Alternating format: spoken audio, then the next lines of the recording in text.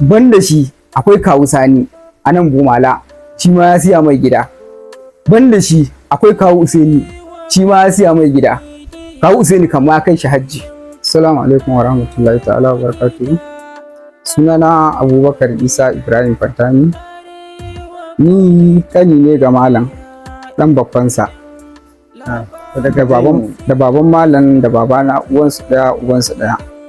To a 'yan kwana-kwanan nan akwai wani wanda ya fito ya yi hira a wata kafar yada labarai wadda abin ya ci yawo musamman a kafofin sada zumunta, wadda shi ma ya alakanta kansa da shi Professor Isa Ali Pantami.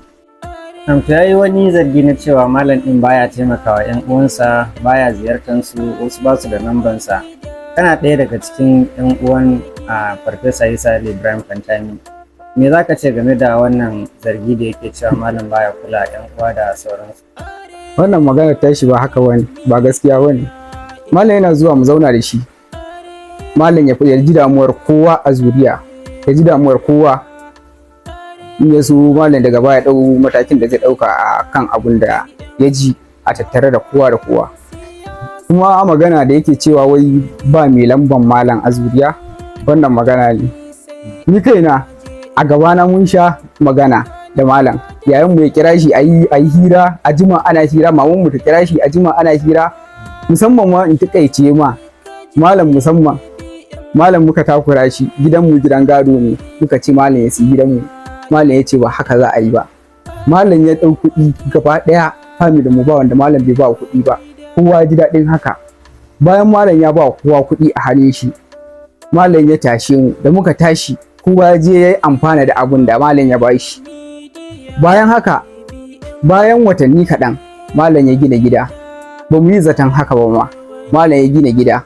Kawai malam ya ce wa mahaifanmu da mamanmu dai haka, ya kira su ya ce misalin 12 na rana yana neman su a Fantami, za mu haɗu a Fantami. Muka je mu karfe 12, malam ya zo shi aka haɗu, aka zo karfe 12 na rana. Malam bai zo ba la'asa, ya zo shi, da ya zo shi aka zauna. Malam ya ce wasu mamanmu ga takardan gida, yayin mu ya sa hannu, su biyu suka sa hannu a takardan gida. Malam ya ɗau gida, ce musu ga gida ya ba su kyauta. To wannan kuma ka ce ne an ce ba ma 'yan uwa, banda su akwai yayinmu a nan Dubai Kwatas, gidan miliyan 80 yalin ya siya mata. Banda ita akwai yayinmu Hassan, yana nan a wannan anguwar Federal Locus yake. Malam ya siya mai gida shi ma. Banda shi akwai kawu Sani a nan Bumala, shi ma ya siya mai gida. Banda shi akwai kawu Usaini, shi ma ya siya mai gida. Kawu Usaini kan ma kai shi hajji. Banda shi ga addarmu nan a nan gidan ita ma. Kuma bayan nan a ce ne, bayan nan da yake zancen cewa wai baya taimakon 'yan uwa, baya kaza. To yes ma ɗansa da ya haifa a cikin shi, malam shi yake kula da nauyin karatunsa. Wato ɗan shi wanda yake ta zarge-zargen nan na tabbas malam shi yake kula da karatunsa, yana GS yana karatu. Malam shi yake kula da karatunsa.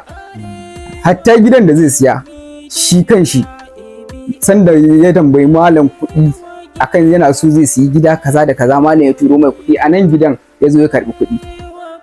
Malam ya turo masa kuɗin da zai cika ya siyi gidan da zai zauna. Malam ya ba shi a nan gidan, ya zo ya karɓi. Ana dai zargi da yake cewa malam baya taimakon 'yan uwa, wannan ba gaskiya bane. Wannan ba gaskiya bane, duk abin da yake faɗa ba gaskiya bane. Mu ba mu lamince ba, don saboda mu mun gani kuma muna gani, kuma malam yana yi, ya kokarin sa, yana abun da ya kamata a zuriya. Ba abun da malam baya mana. Mu dai sai dai mu ci Allah ya saka mai da alheri. Masha Allah. Allah ya sa ya fi haka. Kamar wasu irin ayyuka, don yayi zargin cewa ya rike minista bai samarwa ayyuka wa 'yan uwansa ba da sauransu. Wasu irin ayyuka kake tunanin Farfesa ya samarwa 'yan uwansa banda ma 'yan cikin jihar Gombe? Malam ya sama mutane ayyuka da dama. Ba za su misaltu ba ma. Ni kaina akwai yayana da muke uwa ɗaya uba ɗaya, ya sama mai aiki a medical center na, yana aiki a medical center. Shi kan shi ana ce mai Abdurrahman Isa Ibrahim Pantami. Shi kan shi ya sama mai aiki. To banda shi akwai saura da yawa wanda suna da yawa dai haka.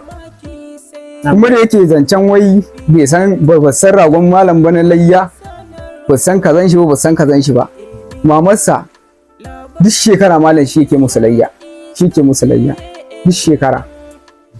Mana duk shekara malam sai ya turo mamarsa. Duk shekara ya turo mata kuɗin layya. Kuma a duk ƙarshen wata akwai kuɗin da yake keste mata wanda yake cirewa yake ba su. Shi abun ma ko kwanan nan akwai ɗan ummansa da ya kawo takarda aka nema mai aiki. Kuma ban wannan ba ma akwai ɗan wani mijin ƙanwarsa shi ma ya kawo takarda an nema mai aiki. Akwai abokinsa ya kawo takarda an nema mai aiki, shi da kansa ya faɗa ce ko haka aka mai an gama mai komai. Ko haka aka mai an gama mai komai. Haka ya ce. To yanzu yayana da na ce ma malam ya sama mai aiki a medical center. To yanzu haka zancen da nake ma malam ya ƙara ɗaga sa ya mai da shi nidda. Kaga ci gaba ya samu a rayuwa. Aikin da yake kai yanzu ya fi wannan aikin da yake kai yanzu. Kuma mu muna fatan haka nan gaba. Ba tunaninka me ya kai ga shi wannan mutumin fitowa ita wannan zarge-zarge ga farfesa, me kake tunanin ya sa shi wannan zarge? Ba wani abu bane, siyasa ne, kwangila ne, kuma duk mai neman siyasa hakan yana faruwa da shi. Duk mai neman wani abu a gwamnatance hakan yana iya faruwa da shi.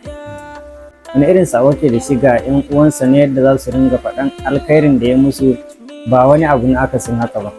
To 'yan uwansa dai har yanzu da yawa suna faɗan alherin da malam yake musu. Duk da ma an ce mutum ya alheri ba a so a dinga yawan faɗan abin da ya yi, sai dai ko kuma duk wanda ya ce shi ne manzo Allah ma ya ce ba shi ba ne. To shi yasa muke wannan malam da yana mana abu iya gwargwadon kokarinsa muna gani kuma muna yabawa. Da malam baya yi ba za mu fito mu faɗa ba. Har ga Allah shi ne magana ɗaya. Wani sako ke da shi ga al'umma ire-iren shi Habu da yake wannan zarge-zarge na malam bai taimaki yan uwa ba, yan jihar Gombe da sauransu, wani irin sako ke da shi ga ire-iren masu kushe akan farfesa Isa Ali Pantami? Irin wannan sai dai mu ce mutane sai dai duk abin da suka ji irin wannan sai dai mutane su yi haƙuri da haka, saboda duk ɗan adam ba abin da ba zai gani a rayuwa ba. Zai ga abu mai kyau zai ga mara kyau a rayuwa. Inda yanayin ci gaba ta same shi na rayuwa ba abin da ba zai gani ba a rayuwa. Sai dai mu da muke yan uwansa gaba daya sai dai mu toshe kunnen mu, duk abin da za mu ji mu kau da kai mu toshe kunne, mu ji ba mu ji ba mu gani ba haka za mu yi insha Allah.